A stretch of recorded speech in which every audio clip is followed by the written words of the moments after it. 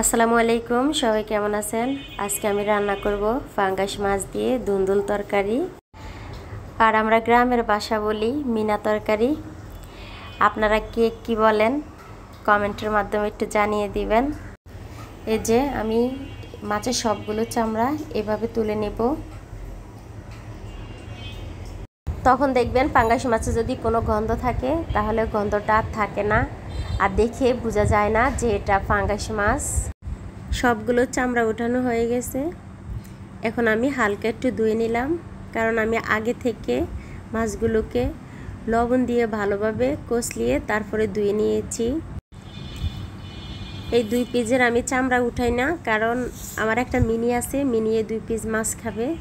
মাছের তরকারি রান্না করার জন্য লাগছে এখানে পেঁয়াজ কুচি, জিরা গোলমরিচ বাটা আর রসুন বাটা, আর এখানে আমি দুন্দুল এই যে কেটে তারপরে ধুয়ে রেখেছি এভাবে। এখন আমি মাছের মধ্যে হলুদ লবণ মাখিয়ে নিব। দিয়ে দিলাম লবণ, আর এখানে দিলাম হলুদ গুঁড়ো। এখন ভালোভাবে আমি মেখে নিব। মাখানো হয়ে গেছে। চুলাতে একটা প্যান বসিয়ে দিলাম, তেলটা গরম হয়ে গেছে। আমি কিন্তু সাথে হালকা লবণের ছিটা দিয়েছি, তখন আর প্যানের মধ্যে মাছগুলো আটকে যাওয়ার ভয় থাকে না, সুন্দরভাবে উল্টিয়ে নিতে পারবেন। এখন আমি সবগুলো মাছ এইভাবে উল্টিয়ে পাল্টিয়ে তারপরে ভেজে নেব। পাঙ্গাস মাছটা কিন্তু ভালোভাবে ভেজে নিতে হয়, তা না হলে খেতে ভালো লাগে না। এই যে এইভাবে আমার মাছগুলো কিন্তু ভাজা হয়ে গেছে। এখন আমি সাইড করে তুলে রাখবো। রান্নার জন্য আমি দিয়ে দিলাম তেল। মাছ ভাজার পরে যে অবশিষ্ট তেলটা ছিল সেটা দিয়ে দিলাম। এখন দিয়ে দিলাম আমি পেঁয়াজ কুচি, দিয়ে একটু ভালোভাবে ভেজে নেব।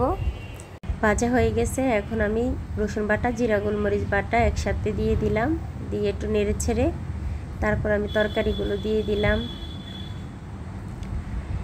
কিছুক্ষণ নেড়ে ছেড়ে ঢেকে দিব 2 মিনিটের জন্যে। এই যে 2 মিনিট পরে দেখুন তরকারিতে পানি উঠে গেছে। এখন দিব হলুদ গুঁড়ো 1/2 টেবিল চামচ, আর মরিচ গুঁড়ো দিব আমি 1/2 টেবিল চামচের চেয়েও কম, আপনারা বাড়িয়ে কমিয়ে দিতে পারেন। দিয়ে দিলাম স্বাদ মতো লবণ। কিছুক্ষণ আমি কষিয়ে নিব। এই যে ঢাকনা দিয়ে কষানো হয়ে গেছে। এখন 1 কাপের মতো পানি দিয়ে দিলাম। দুন্দুলে কিন্তু পানি উঠে যায়, তার জন্য আমি পানি কম দিয়েছি। এখন দিয়ে দিব আমি মাছগুলো দেওয়া হয়ে গেছে। এখন ঢেকে দিব। 10 থেকে 15 মিনিট আমি রান্না করব।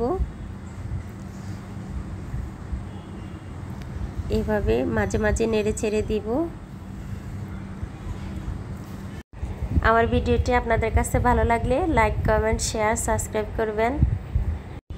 আজ এই পর্যন্ত, সবাই ভালো থাকবেন।